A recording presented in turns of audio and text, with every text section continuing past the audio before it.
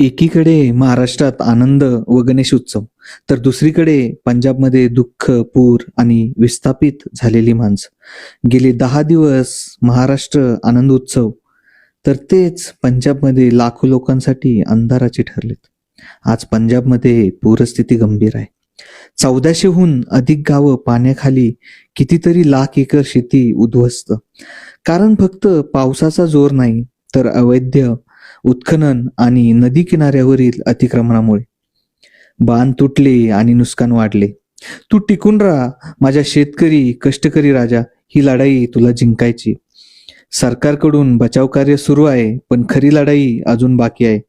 प्रश्न एवढाच आहे, आपण फक्त आकडे ऐकत राहायचे की निसर्गाचे ऐकून बदल घडवायचा?